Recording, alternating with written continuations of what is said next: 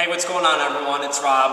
Alright, so over the past month I've been getting a lot of responses about the do-it-yourself battling ropes, and let me just address a few things. So number one, if you don't want to fork over like the $150 to $180 for a manila rope or a nylon rope, you can always go with a fire hose. I'm going to show you in a bit what my fire hose looks like.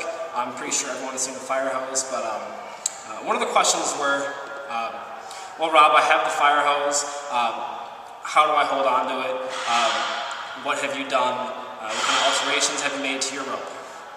So I'm going to show you guys with a little nylon and duct tape. You can make some pretty nice handles for your fire hose. So let me show you how I did that. So making the handle. So you're going to get your fire hose, right? They're usually flat. Actually, they're always going to be flat. At least the one that I got.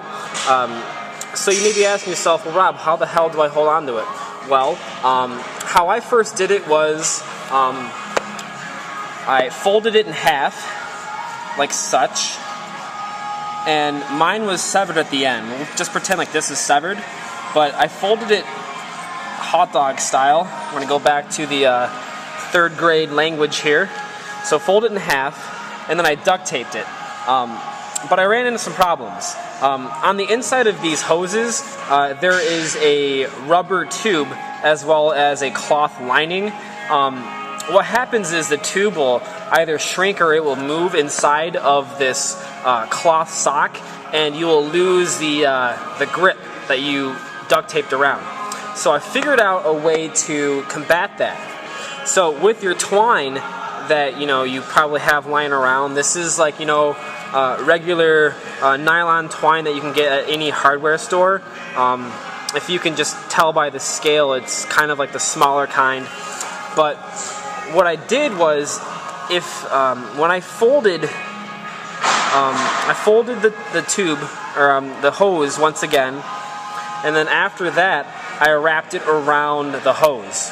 So let me show you what that kind of looks like. But I'm pretty sure you could figure it out.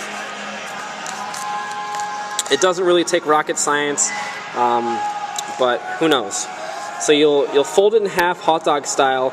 Pretend this is severed again. So with this end sticking out, you'll just wrap this around as tight as possible and as close as possible. I did it too, like so tight, where my hand or my finger started to blister and bleed.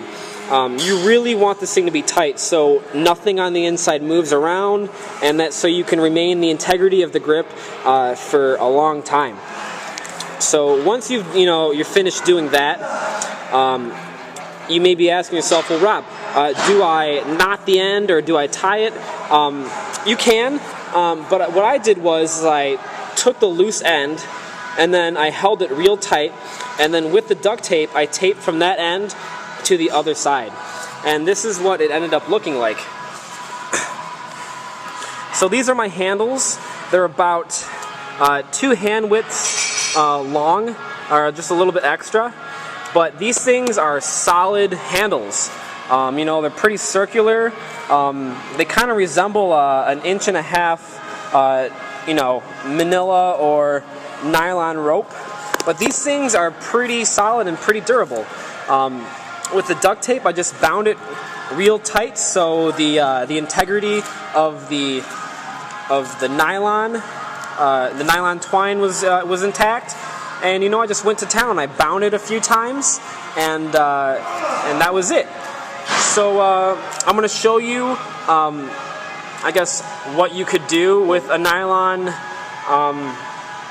handle, and as well as your very own DIY battling rope.